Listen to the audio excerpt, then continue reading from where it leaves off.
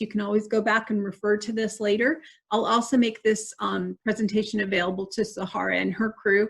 And if you wanted to have it sent out to you, you could do that too. So subsidized, unsubsidized. One is need-based, one is not, and one accrues interest and one does not. The Parent Plus loan is really a loan that your parents take out on your behalf, or your legal guardian take out on your behalf for educational expenses. It's a much higher interest rate. It's at 7.08. And similarly to the unsubsidized, it does accrue interest right at the time of disbursement. Okay. Repayment on the Plus loan begins 60 days after the funds are provided. So it goes into repayment much sooner than the other loans. And we'll go into more detail about that. So those are the types of student loans that we're going to talk about today, that I'm going to talk about today. Okay. Talking about the NSLDS program. So this is what the website looks like. The NSLDS site is a wonderful resource for all students. It's basically a clearinghouse that the federal government uses to keep track, the easiest way of saying it, of your student loan and your federal financial aid, the Pell Grant, SCOG grant, and student loans.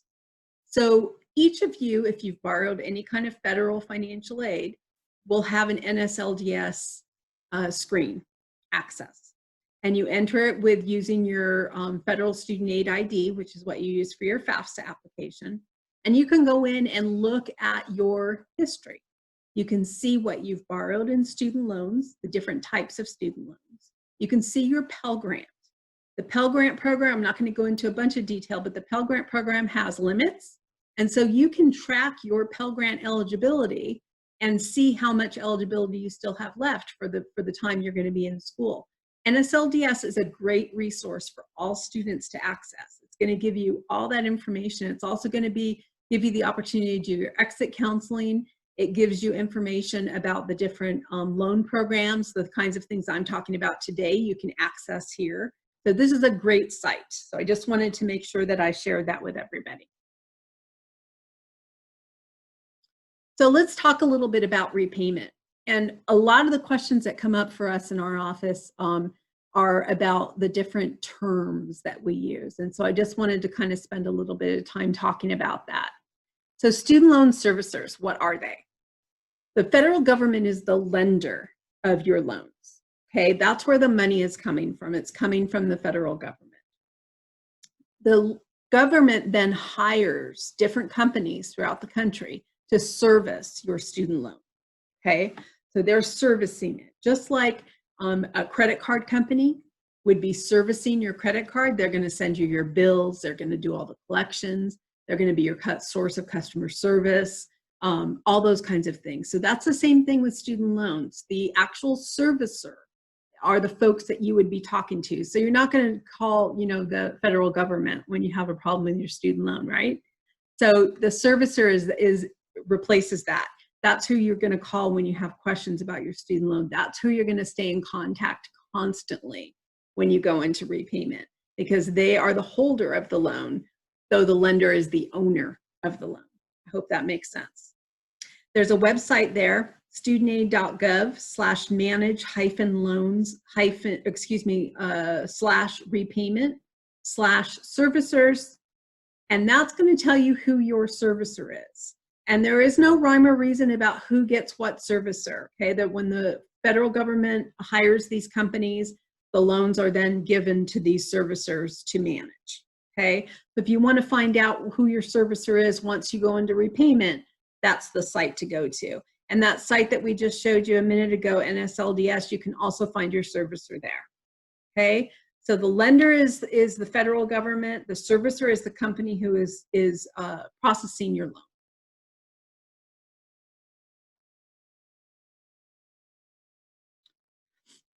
There's something called a loan simulator, and it's really cool. There's the website for it, studentaid.gov/loan-simulator.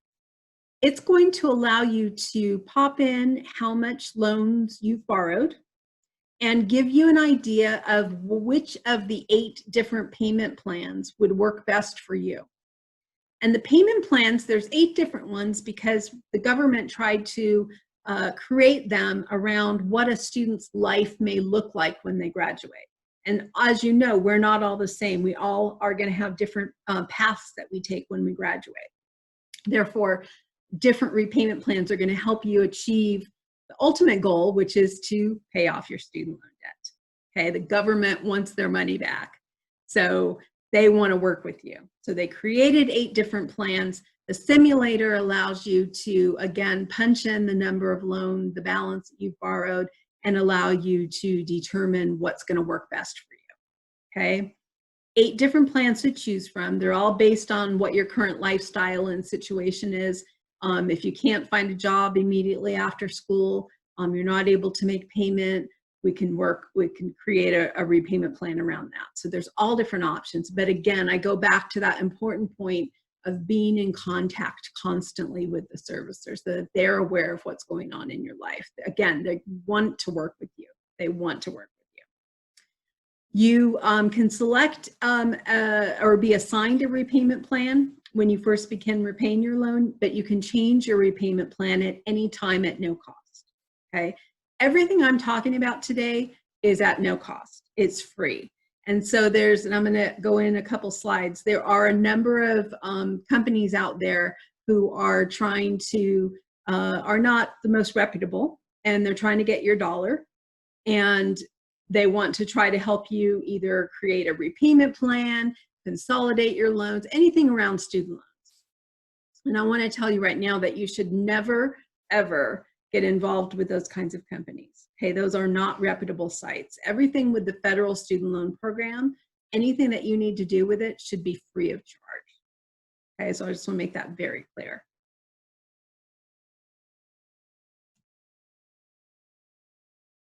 Let's talk a little bit about the grace period. I don't know if everyone understands what that is.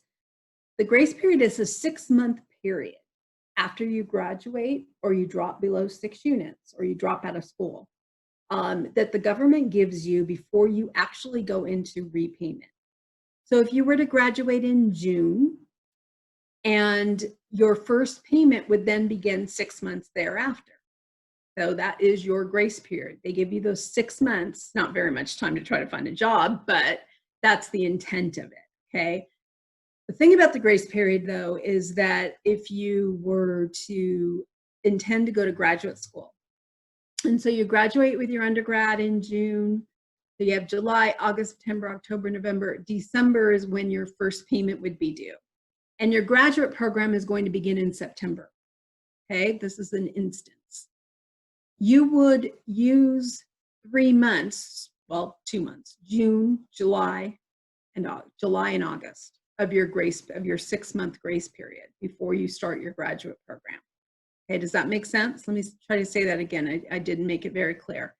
You have a 6-month grace period. If you intend to go on for graduate work, okay, and your graduate program doesn't begin the same month that you graduate with your undergraduate degree, which most don't, you're going to be using a portion of that 6-month grace period, and you don't get that back. So if you use July and August of your grace period, you go to graduate school, we defer your loans while you're in school, and we'll talk more about that later. When you're ready to go into repayment after you're all done with school, how many months do you have left of your grace period? You have 4, because you used 2 after your undergraduate degree. Okay, hope that makes sense. That's the grace period. So it's a period of time before you go into repayment on your student loans. Okay. Okay, consolidation, direct loan consolidation. I could do a whole entire hour presentation just on consolidation, but let's try to talk a little bit in broader strokes about it. And then you can always contact us if you want to talk in more detail about any of these options or about any of these presentation modules. So what consolidation does, and it was a lot more popular a number of years ago when loans were given out by banks instead of the federal government. And so that you could borrow a loan from Wells Fargo and Bank of America and a credit union. And then you get to repayment and you say, oh God, I've got to make 3 different payments every month to pay my student loans back. And so consolidation was created as a way for you to bring all of your loans into one single loan, be able to pay one payment a month and combine them all. Okay, so that's basically the intent of direct loan consolidation.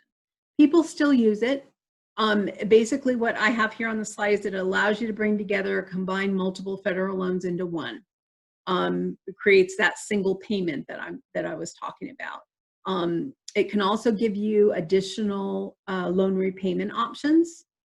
The current interest rate is a little bit lower than the interest rate for our loan, so it's 4.25. It is a fixed interest rate. So once you consolidate your loans, you are in a fixed interest rate position. So that's a good thing. Here's my little caveat about never paying anyone, because this is probably one of the areas that you may be contacted the most by outside companies and agencies, that they want to help you for a charge to consolidate your loans, and you never want to do that. It's not a difficult process if this is something that you're interested in. Again, you're going to talk to your servicer about this. The application is free and the site is there. And so if you want to get into more conversation about that, you can. Just real quick, I won't read all of these. These are the pros and cons. Some of the pros is if you have federal student loans that are with different servicers, if your loans have been sold to different servicers, then you may want to look at consolidation. It can lower your monthly payment, but it gives you a longer period of time to pay back your loan. So you're paying more interest in the long run. You're making life easier though, because your payments are lower. Instead of doing consolidation, if you're in that kind of situation, you may want to look at changing your repayment plan rather than consolidating. Okay, so we talked about that you can always change your repayment plan based on your life situation. Some of the cons, because again, like I said, it increases the period of time you have to pay back your loans. You'll be paying more interest. It may also cause you to lose some of the borrower benefits that you have with non-consolidated loans, such as interest rate discounts, some of the cancellation benefits you're not eligible for if you consolidate. So, you really want to give it some thought before you go ahead and do it. And you can do your research. Studentaid.gov is an awesome resource for all things financial aid, but it's specifically about consolidation. So let's talk a little bit about deferments and forbearances. And so I kind of go back to what we were talking about graduate school. That's a deferment. So we'll get into that. So there's two important things to consider, because those two terms, deferment and forbearance, get thrown around quite a bit, and they are a bit different.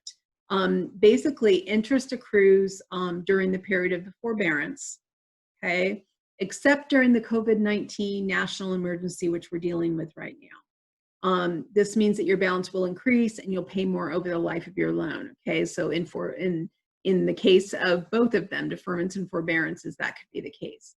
If you're pursuing loan forgiveness, so if you plan to be a teacher, and there's a couple of options, and we'll see a slide on it, but look, teaching is the main one that we see for loan forgiveness. Any period of deferment or forbearance likely will not count towards your forgiveness requirements. Okay, so if you go for a deferment or a forbearance normally is when you're not able to make payment on your loan. Okay, that means that you won't continue making progress towards the repayment, which means that you won't be eligible for the forgiveness requirements. And again, we've got more slides coming up. So here's an impact of a forbearance, what that kind of looks like in numbers. So you've got a $30,000 loan with this interest rate of 6%. You're in forbearance for a year. Right after you enter repayment, $1,800 in interest will accrue on your loans. If you don't at least pay the interest, it will capitalize, which means it's added to your principal. So that's where you start looking at the pros and cons of either looking at a new repayment plan or entering a forbearance state. And so just know that you will pay more in interest if you decide to do a forbearance, okay? And if you have questions, if you have any issues, when you're trying to make these decisions, again, I go back to talking to your servicer, your loan servicer. They both can postpone loan payments when you can't afford them.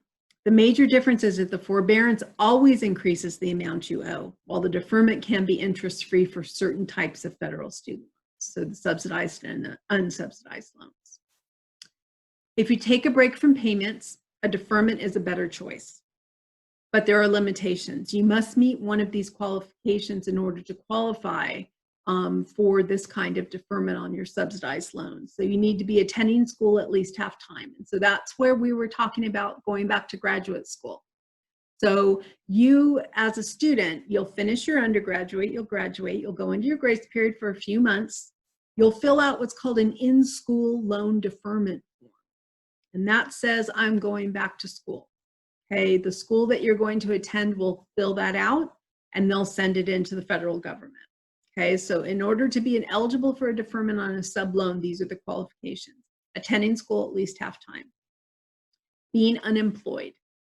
Receiving state or federal assistance, such as SNAP or TANF.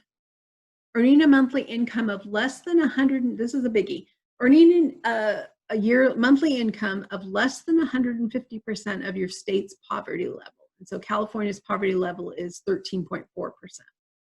And then active military. So if you're an active military, you get to defer your student loans.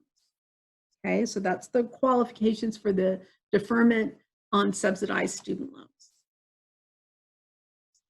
Loan forgiveness and cancellation and discharge. So let's talk about that. Okay, they basically mean the same thing. They're used in different contexts.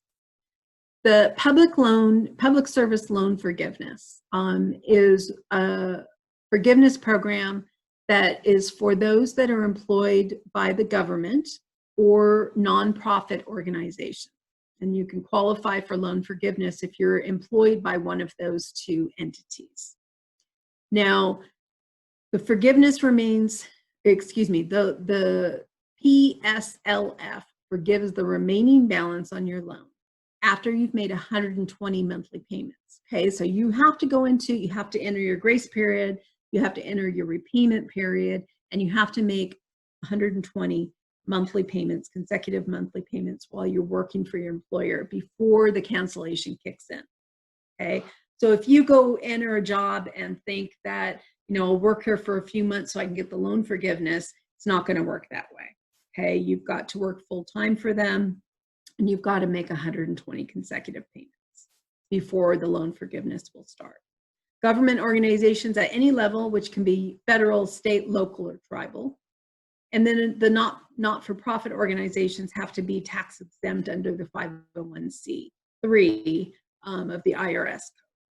Okay, so if you're looking for a job and that's something that you're interested in, and you're going to work for the government already, or you're going to work for a not-for-profit org, then this is something that you want to keep in your back pocket and remember. AmeriCorps and Peace Corps also qualify for this cancellation forgiveness, under if you work for either of those two organizations. So serving full-time as an AmeriCorps or Peace Corps volunteer counts as qualifying employment. And there's the website specifically on forgiveness cancellations in the public service. Again, we're going to send this to you so you don't need to remember all of these websites. As I alluded to earlier, this teacher loan forgiveness is something that we see quite often. You have to teach consecutively for 5 years, though, in a low-income elementary school, secondary school, or educational service agency to be eligible for forgiveness of up to $17,500. So again, just as with the employment forgiveness, this forgiveness requires you to teach full-time for 5 years in a low-income school before it begins to forgive $17,500 on your loan. So you will be in repayment during those 5 years.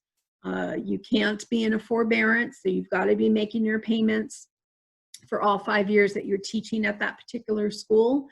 And then you'll apply for the loan forgiveness. Depending on what your balance is, they'll pay or forgive, up to $17,500, whatever the balance is that's left on your loan, up to that amount. Okay, and that's the website. Total permanent disability discharge. So if you become totally and permanently disabled, and there are requirements for you to meet that criteria, you can have your loan discharged, which means that it's completely wiped out. The government pays it back itself, and you are no longer required to pay for that loan. Again, you do need to meet the criteria that the government considers total and permanent disabled. And there's the site. And then unfortunately, the loans are discharged, or fortunately, they are discharged so that it's not impacting your family. If you were to pass away unexpectedly, the loans are completely forgiven or discharged. Your student loan servicer, again, is your contact for any of these programs. A little bit about default delinquencies. We do not want you to go here. We want to put this out there, but this is not where you want to end up, okay? If you default on your loan, the entire balance of the loan, principal and interest, becomes immediately due. Immediately due, which means that if you borrowed $50,000 in student loans and you go into default, you owe $50,000 right now, okay? Defaulted loans can or will be placed with collection agencies. Just as the government hires servicers, they hire collection agencies also. And the agency will work with you to enter any kind of repayment agreements or plans that you can come up with. But all of that should really be happening with your servicer long before you get to this point, okay? They can do wage garnishments, they can tax you, they can take your IRS refund. There's all kinds of really bad things that will happen if you go into default or delinquent on your student loan. And that's not what you want to do. So like I keep saying, keep in contact, keep in communication with your servicer so that they're aware of what's going on in your life. They want to work with you. I promise they want to work with you. They don't want you to get to this point, okay?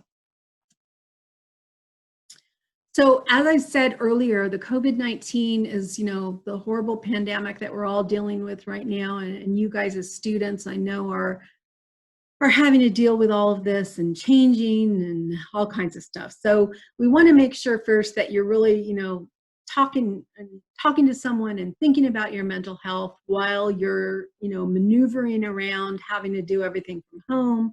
And not being able to be, you know, in contact with students in front of you, like I'm not with you right now. And so just think about that. Just think about your self-help. Think about your self-care during this period. The Zone has some fantastic programs, exercise programs, and mental health programs that can help you. But we just want to make sure that that we're all out there, that we're here to help you, that if you have any questions or any issues, even if it's not about financial aid and you want to talk to somebody, please reach out to us. But I did want to talk a little bit about those students who are already in repayment or plan to go into repayment this summer. Your payments are automatically going to stop from March 13th, 2020 through September 30th, 2020 due to the COVID pandemic. So the government did provide that relief to students. It may or may not impact you because you're current students, but just know that that is there. The federal student loan borrowers are automatically placed into this administrative forbearance, and it does not impact your future loan. It does not earn any interest, no matter what kind of loan it is. And it's suspension of payments 100% until September 30th.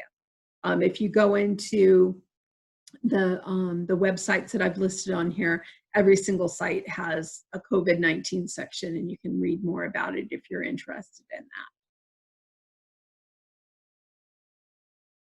This is my contact information. I'm usually in the Student Services Center on the 3rd floor, but not right now. I'm in my living room right now, talking to you. But when we're back on campus, that's where I am. And so you can come in and talk to me anytime you want. Financial Aid and Scholarships Office, there's my email, mloheda@ucsd.edu. And there's our office website, or excuse me, our office email also, finaid@ucsd. And then that's my direct line. So don't call me, but you can email me. Okay, And so that is my portion of our presentation. And what time is it? Oh, it's 4 o'clock. I did it in 30 minutes. So now Kathy is going to take over, and again, she's my colleague. We're tag teaming this together because we thought it was really important that you learn about all types of student loans on campus. And so Kathy, take it away. Thank you, Michelle. Hi, everyone. We're hoping that you are enjoying this presentation. It is a lot of information that we're throwing out there for you. We definitely want you to understand and be aware of all the information that is available to you pertaining to loans in general. There are two differences between the direct loans, as Michelle went over earlier. I'm going to be going over the campus-based loans. So just stay tuned, please. I know it's a lot of information, and this will be probably provided to you towards the end. So just feel free to ask any questions at the end of the presentation. Thank you. So I am part of the Student Financial Solutions Office in the Loan Administration. We do have 5 different units within the SFS office. And before I go into the details of what we do, I would like for you to meet the team. My name is Kathy. I am the supervisor of the loan administration team. And currently the team is consistent of 3, including myself. Zaira Lara Rodriguez is a loan analyst, and she oversees the last name by A through L, and then Connie oversees the alpha split by last name N through Z. So feel free to jot down our information. This again is just to go over the campus-based loan portion of the loans, and just to kind of give you more insight on what we do. The loan administration office supports all aspects of campus-based loan programs, which we include as far as giving general counseling, exit loan processing. We also oversee the loan records and documentation. And just to give you examples of what the campus-based loans are, this is the Dream Loan, University Loan, Quam Loan. So those are the loans that we mainly currently award for undergraduate students. So those seem familiar to you. Those are the ones that are provided to you in your award letter at the beginning of your academic year. We also manage the repayment process for the Federal Perkins loan. Even though this loan is not currently being awarded from the Financial Aid and Scholarships Office, we're still managing that repayment process. And then if you decide to pursue graduate program with UC San Diego, we do have a graduate university loan available if you are interested and eligible, of course. And we also oversee medical and pharmacy loans over by School of Medicine and Pharmacy. And we are located on the 3rd floor. We're right across from Financial Aid and Scholarships Office. So I don't know, for those of you that are familiar with campus cards, that is where we are located, just for future reference. But like myself and Michelle, we're working from home at this point in time. So just a few agenda items that we want to have you take away from this presentation, or at least be able to be aware of what we want to talk to you about, is how to be successful with your campus-based loans. First off, communication is key. We want you to understand that, if you have any questions, feel free to reach out to us. Michelle or myself can help you out. We do have a team that can support us as well in case we're not available. Both offices are available every day, Monday through Friday, and we're here to help you out in case you have any questions. And then second, we want you to stay informed, making sure that you're up to date with any updates regarding your campus-based loans, especially right now with COVID-19. As Michelle mentioned, Direct Loans has the CARES Act.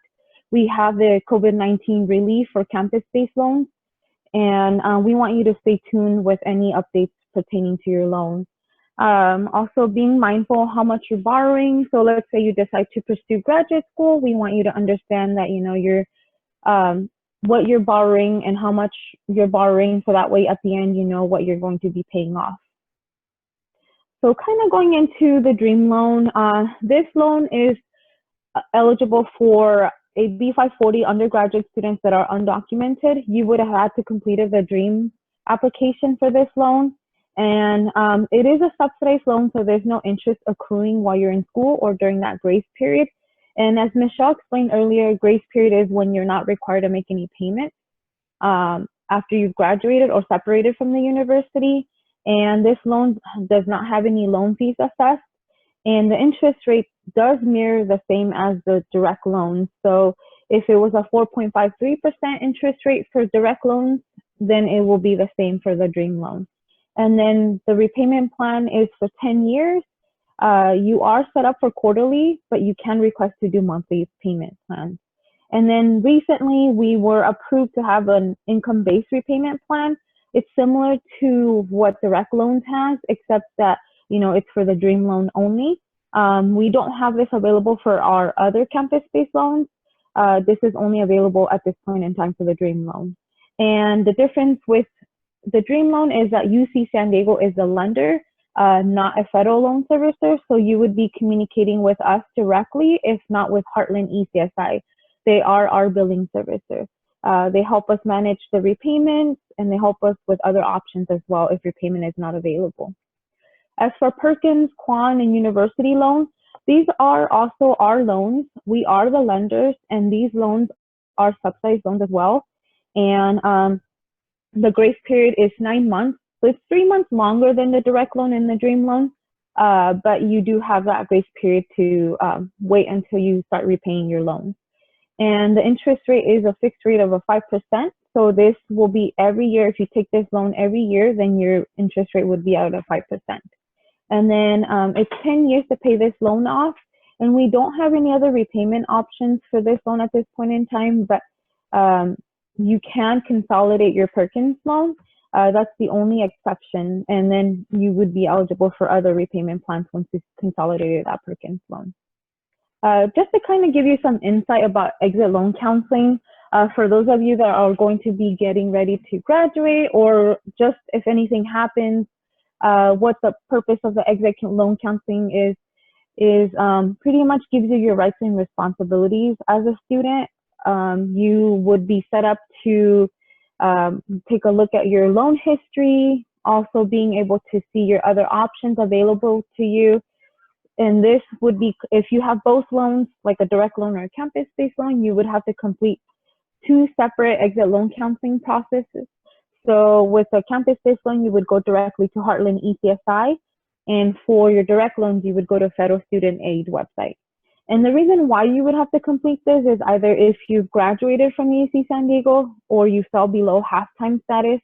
So let's say, for instance, you know, you enrolled in the fall quarter, you were initially in 12 units, but then decided to only be in 4 units because that's the only class you needed, or they didn't have other classes available to graduate, then unfortunately you would still have to complete the exit loan counseling because you would be only in 4 units instead of 6 units. Also, another reason would be that if you cancel withdraw from classes, so you would have to complete an exit loan counseling. And then if you didn't attend for a quarter but decide to come back the next quarter, then you would be required to complete an exit loan counseling. And lastly, if you go on a leave of absence, even though you do have a tentative return date, unfortunately, you still have to complete an exit loan counseling process for this. But just to kind of go into the repaying of your loan, first off, you would have to set up a Heartland ECSI account. You would need a Heartland key. And that Heartland key is a unique ID that is assigned to you once you've actually accepted this campus-based loan. And then you would use this Heartland key to create your account, which I'll go over in a few in the next slides. Once you've successfully registered and created your account, then you would go into 2 options. You can actually start that repayment option earlier on during the time that you're in school or in grace period. We do encourage that because you are tackling that principal balance. So that way, by the time you've graduated, then you don't have to worry about a big balance. But let's say that's not an option, then that's okay. You can wait until you actually separated from UC San Diego, and then you can start that repayment process after you've completed that exit loan counseling. And then once you've completed that loan exit counseling, then it brings you into the payment options. As mentioned earlier, you're set up as quarterly, but you can request to do monthly. And if you follow all the steps, like this baby says, student loans paid in full. So then you'll be able to successfully pay off your loans at that point in time.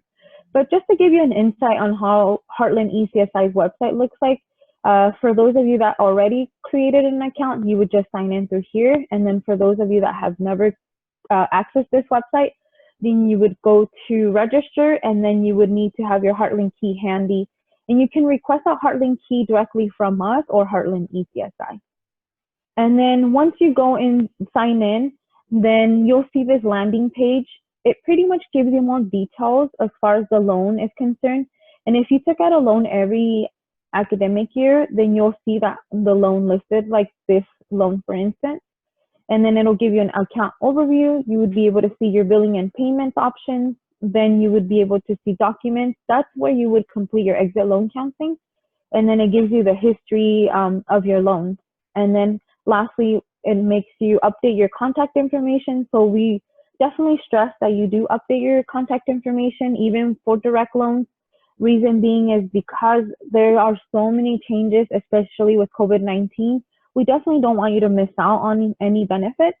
So if you Hello? yes?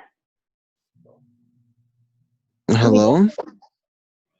We definitely don't want you to miss out on any contact information.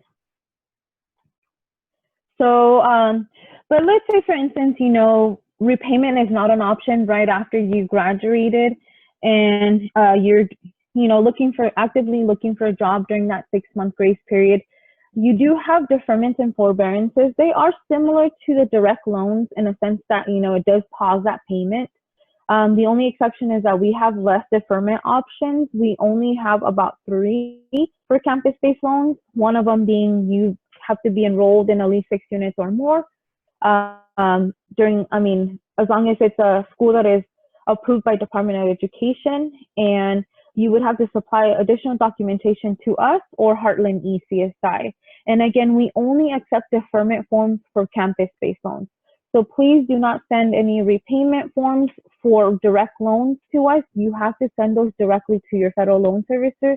And this also applies to deferments and forbearance requests. Because if you send it to us, you may run a risk of having that delayed, and we would not want you to have any delays for deferment to be placed on your account. So again, I'm stressing that this is only for campus-based loans. So you would have to send in the deferment to us or Heartland ECSI to process it. And then there is an unemployment deferment. This is, again, if you are looking for a job, but let's say you're not successful, then you would have to provide proof that you have been actively looking for a job, and then provide that form and submit it to our office, if not Heartland ECSI, for approval. And then lastly, economic hardship, you would have to be considered full-time, but working at least 30 hours per week, and then being able to show proof that you're experiencing economic hardship.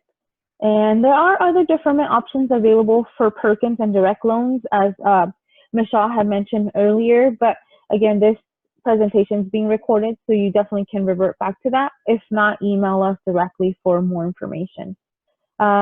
Just to kind of go over forbearance period, it is similar to where it is pausing your payments in regards to deferment. But the difference between deferment and forbearance is that deferment is completely pausing your payments, including the the interest rate. But for forbearance, unfortunately, the interest rate is not accruing, so you're only pausing your principal balance. And there is a maximum time frame for forbearance. You can only use it 36 months for the life of the loan. So your loan repayment process is for 10 years. You only have about 3 years to use forbearance. So if you use those within those 3 years right away, then you exhaust your forbearance period. So just to kind of give you some insight.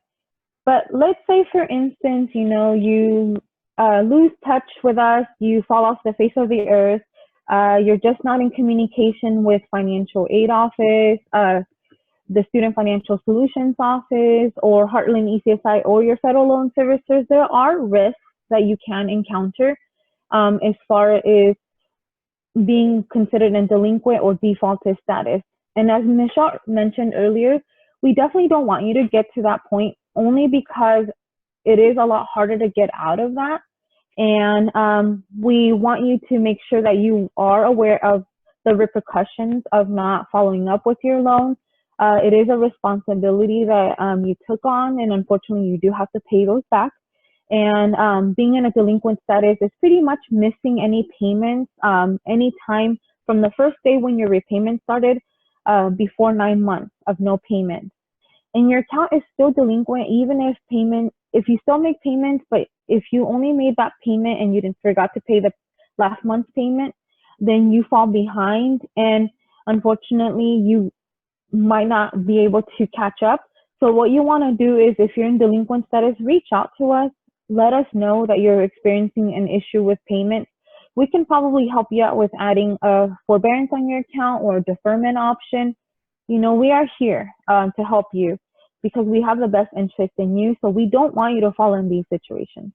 And there is a consequence. The consequence is not severe like in defaulted status, but your account is going to be prepared to be sent to collections agency.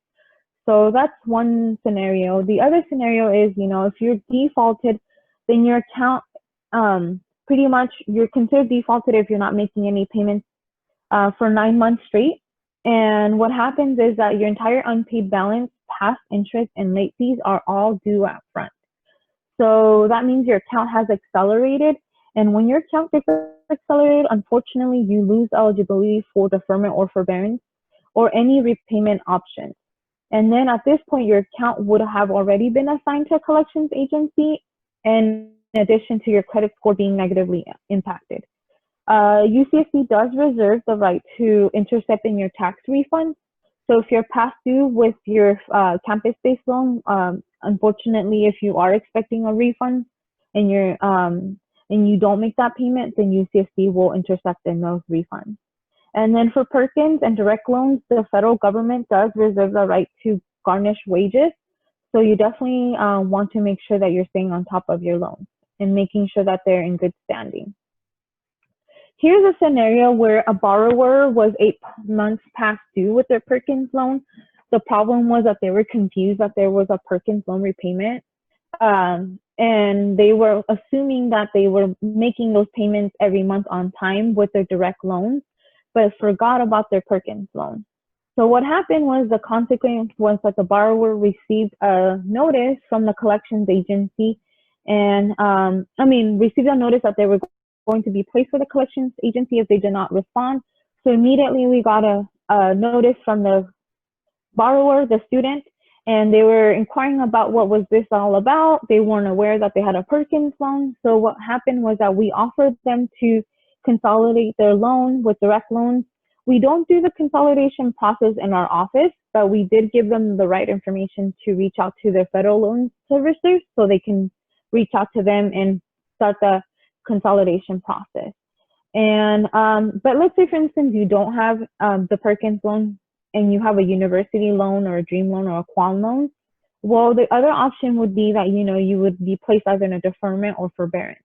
So you definitely want to make sure you reach out to us to see what options you have out there. Like in this student, you know, he was still earlier on and he was still able to rectify this situation. Let's look at the defaulted student scenario where he was 68 months past due with a university loan. The problem was that even though we sent out an exit counseling notice, we sent out reminders, this borrower forgot about completing this exit loan counseling session online and forgot that he had borrowed a university loan. So what happened was that his account was assigned to multiple collections agencies. And the reason why it would be multiple is because you can only be placed on a collections agency for 1 year at a time. So during the 68 months, he had already been placed with different collections agencies. His credit history was already negatively impacted. We were getting to the point where the franchise tax board was already sending him a notice that we were going to intercept in his refunds. And then in addition to that, he lost deferment and forbearance options. So what happened? Well, you know, he did the right thing. He reached out to us and he said, I need help. So then what we did was we researched his options. And of course, as you may know, the deferment and forbearance option was already lost, so we couldn't place him on that. So what he did was he had to be placed on a rehabilitation plan. And what that is you're set for 9 months and you have to make a minimum payment of at least $40 per month, depending on your loan amount, of course. And as long as you don't miss those 9 month payments, then this brings your account back to current status. And then after that, then we can wipe out all your negative reporting from your credit history and offer you the deferment status. But when you're on a rehabilitation plan, it doesn't mean you're paying off your loan. You're just bringing your loan back to current status. So you definitely want to make sure that you're aware of this, because all that money you're paying towards is just probably from late fees and past interest. So we definitely want you to know that the repercussions of going into these statuses. But it's not all scary from there. We do want you to take away a few highlights from our presentations. We want you to understand that communication is key. Managing and staying on top of your student loans with deferments, payments, and general counseling. We want you to stay informed with payments, interest rates, when those grace periods will be ending. And then lastly, we want you to be mindful on how many loans you take out. After all, you're making a commitment to paying back these loans. And we just want you to be successful with managing your campus-based loan. And we are just here. We have the best interest in you, as mentioned earlier. We are a resource for you. It is not a free resource. You are paying for our services, so why not take advantage of them? Even though we're not on campus, but we're here to help you Monday through Friday from 8 a.m. to 4:30 p.m. And if we don't reply back to you right away, we do have an inbox, and we do have a 24 to 72 hour turnaround time. So now we're ready for questions. We just wanted to open it up, and we appreciate your time. Thank you again for tuning in.